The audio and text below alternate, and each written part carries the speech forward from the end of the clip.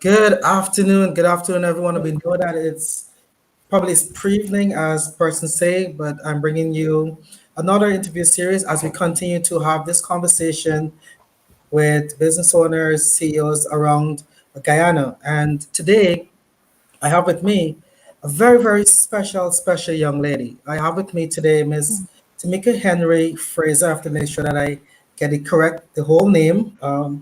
For Mr. Fraser has any questions. So Tamika is a very unique individual because she spans many different platforms. She is a former beauty queen. She, at that time, would have been the youngest forensic scientist, person who ever to study forensic science and also work in Guyana. She is an entrepreneur. She's a motivational speaker. She's many different things to so many different persons. So it is my absolute pleasure to have her on our program. So Tamika, good afternoon and welcome. Hi, Dion. Thank you so much. I was trying to hold back the smiles during that introduction, I'm blushing over here. But it's absolutely my pleasure to be a part of your program. I think what you're doing is excellent, especially for the local business community.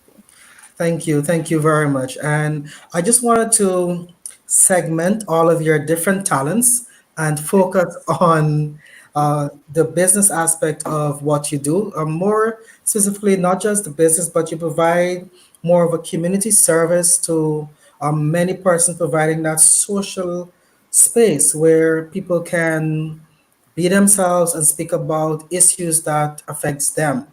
And I'm Mhm. talking about Curlfed. So, for those persons who are listening in for the very first time, tuning into our live broadcast, can you tell us a little bit about Curlfed? How was it born and what is it all about?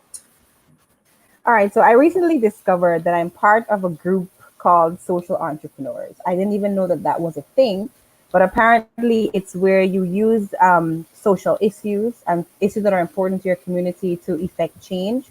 And in Yeah. some cases, you are able to do that for profit. But the main idea is really to push a certain message.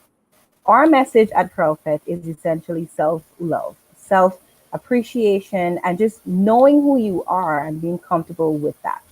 So, CrowdFed chooses to focus on women that have natural, curly, kinky, for lack of a better word, sometimes nappy hair. And it's a festival that happens every year where we bring those women together along with other women and men who don't necessarily have that hair texture, but do want to join us in this big celebration and really promote what is beautiful about that particular hair texture, along with each individual's own beauty.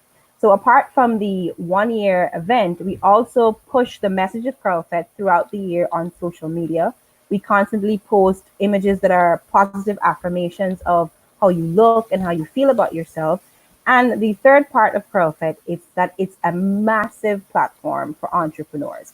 Amazingly, in the last 4 years, CurlFed has become the largest trade show in the Caribbean for anything having to do with beauty or hair or cosmetics or health or fitness. We have taken the number one spot, and that is because of the Guyanese audience really supporting that initiative. So, as a business, if you're involved in CurlFed, you get access to thousands of people at the expo who are there to learn about your products, learn about your services, and it gives you an amazing opportunity to really advertise what you have to offer, particularly if you are a small business and you make your own products. Wow, thank you. That was really interesting. I honestly didn't know the extent of Carlfed, and not only the reach in terms of the people that come to Carlfed, but also Mhm. your Caribbean, your regional reach in terms of being the largest trade show for cosmetics. And I'm also seeing on your Facebook page that there are a few kids pictures. Well, is there a kids Carlfed separately, or it's incorporated? We like to incorporate the kids into CurlFit because we realize that a lot of the ideas that we have about our own beauty and about our self confidence, it starts when we're young. We get those Yeah. messages when we're young. The toys we play with, the TV shows, the cartoons. And so we always include a kiddie element to CurlFit. Apart from that, this year, just a few weeks actually, I launched a web store called Curlies, which particularly caters to the hair care needs of Yeah. kids. Again, because to me, that's where the real message of self love starts. And so, apart from having them involved in the expo, they now have their very own store. Excellent. That is fantastic. I'm definitely looking at a possible idea of maybe having my daughter part of Curlfest, but I will have to speak to her mom to get her permission. Uh huh. That's So who's really in there's too charge. much liberty right now. So, Tamika, we are currently in a crisis, unprecedented. Mhm. We've never, as a country before, had to face something of this nature. So I would like for you to put on two caps to me. Simultaneously, we're going to split them in half. Your Okay. cap as, as a scientist. I know that you're specializing in forensic science, but it still has some element to understand what is happening now, and Mhm. also your cap as an entrepreneur. So just tell us a bit about your understanding about COVID-19 and then how is it affecting business, your business in particular. Okay, so I first, before I even say anything about COVID, I do want to say that the best place to get any information whatsoever on COVID 19 is the World Health Organization and the Ministry of Public Health for local information. There are a lot of doctors on social media as well that are giving very valuable information. So, above all, you want to make sure you listen to those qualified people. Yes. In my own lay terms, I do understand that the virus is a pandemic and it's something that we should take very seriously. I don't know if we're taking it seriously enough as yet, but I think because of the ease of transmission and the fact that it does not discriminate whatsoever, we're all susceptible.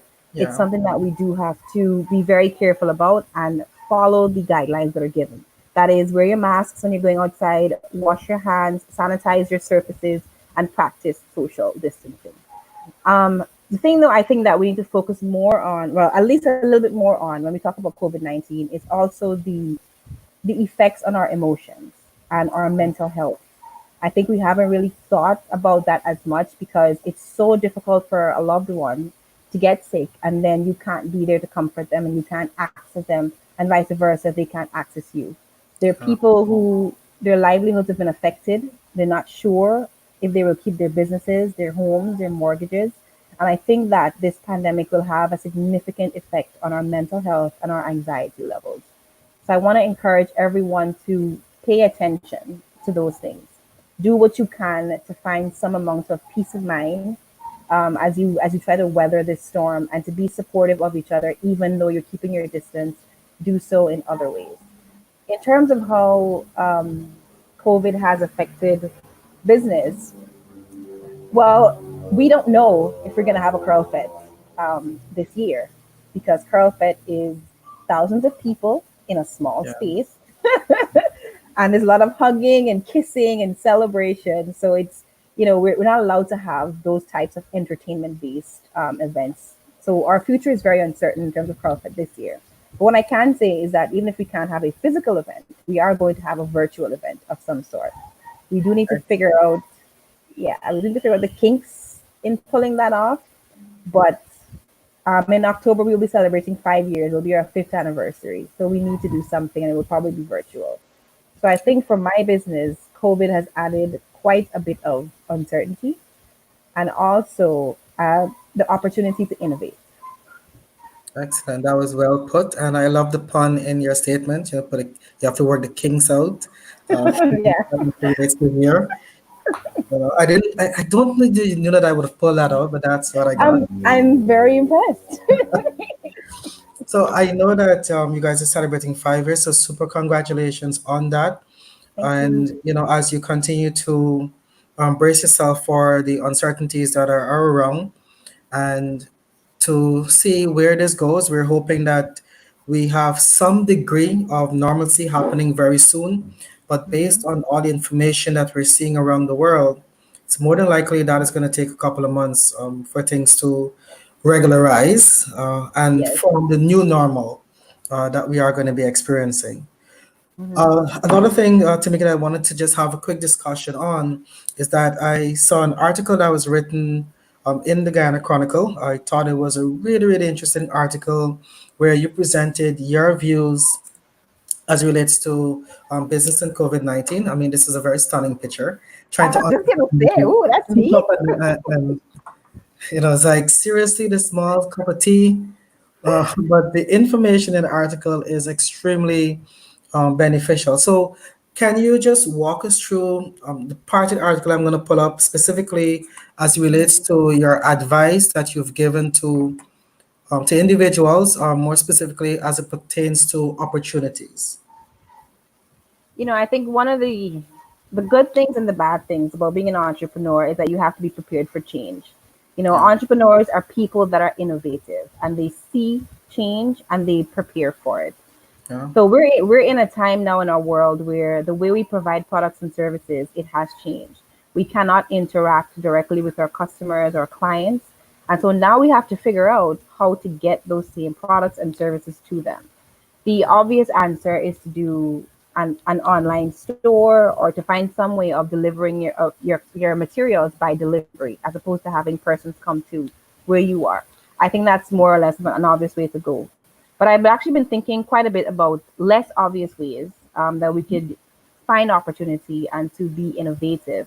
And one of the things I realized is that everybody is home and trying to learn something new.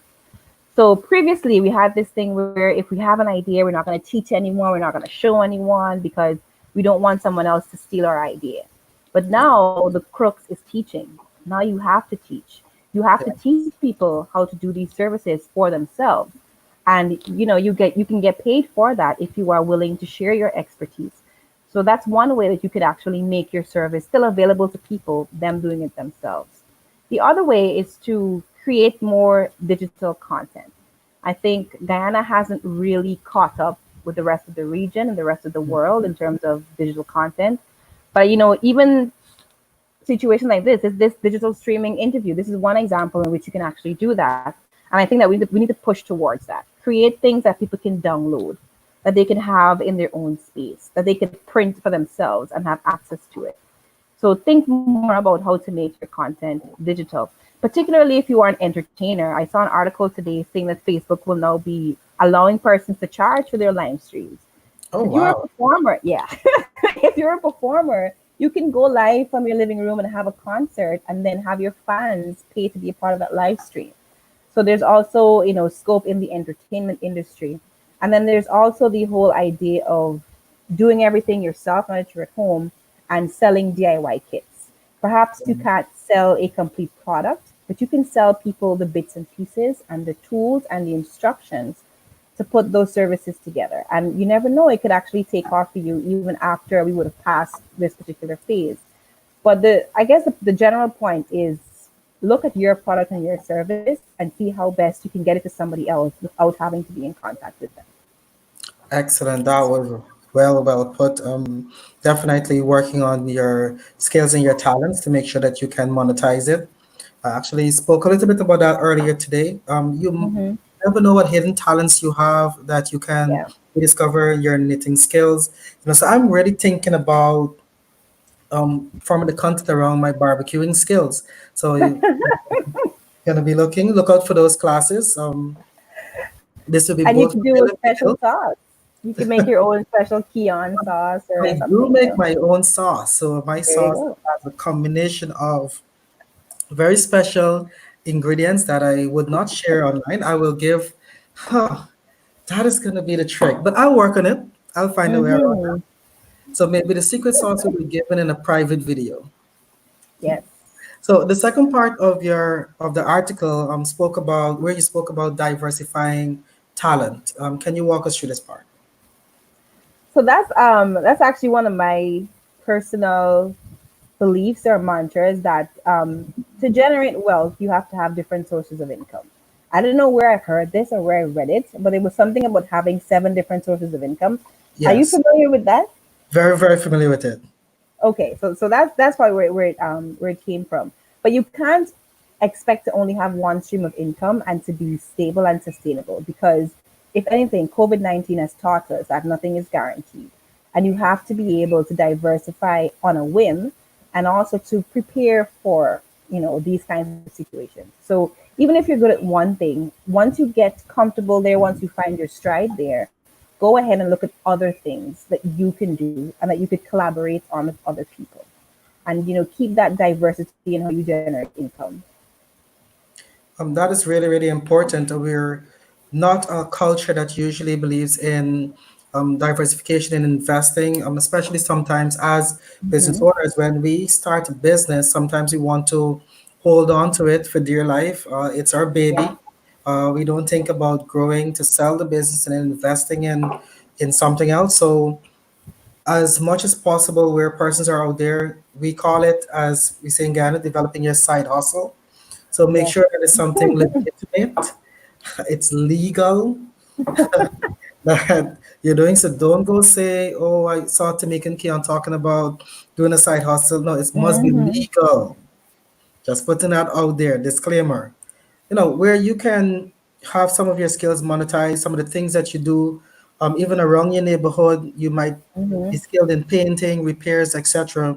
Nothing is wrong with creating your small business card and sharing it out in your neighborhood, using Yep. your personal network, the networks, in order for you to gain an extra stream of income. And that's one of the things that we spoke about today is putting aside the pride. Some of us, we pride is to our nose tip, and I believe it can be to our Hmm. detriment. So, very importantly, we want to make sure that we diversify our talent, look for different sources of Yes. legal income so that we can continue to build our wealth. So, Tamika, it was an I'm absolute actually glad pleasure. you mentioned. Oh, sorry. Go ahead. Yeah, go ahead.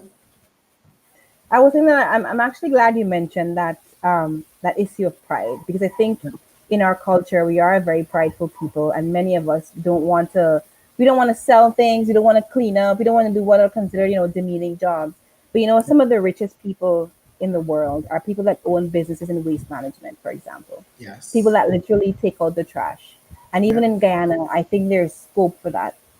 And especially in a time like this where people aren't leaving their homes, we're at home, we're generating so much waste and so much trash. That's another avenue to think about how you can actually develop your business. So I'm really glad you mentioned that. And my mom was the kind of person that did every little thing. We sold icicles, we sold fish. I used to make jewelry and sell it. I used to do hair. I did all these different things to try to make a way for myself and my family. And she did the same. My father did the same. So I want to encourage people, no idea that you have is too small. Great ideas come from small seeds, and you have to start somewhere. And take pride out of it. Do what you need to do to look after you and your family. And trust me, no idea, again, is too small. Excellent. That was well put. Some more hidden talents being discovered here that you could have done here, and jewelry. Thanks for bringing it out. And the persons who are tuned into our social media platforms, please make sure that you like, love, share the video, especially with persons who you believe need to hear this, need to hear what is going on, not only about CurlFed, but also Tamika's take on what do we do amidst COVID-19. So instead of looking at it as downtime, we're actually using it to diversify our talent, find other sources of income, and make sure that we can find innovative ways of reaching out. So, Tamika, I want to thank you very much for taking time out to have this discussion with me today. It's been an absolute pleasure, and looking forward, fingers crossed, for Yes. Carpet event, if not physically, but virtually. Thank you so much, Kian. It was a pleasure to be here. Thanks.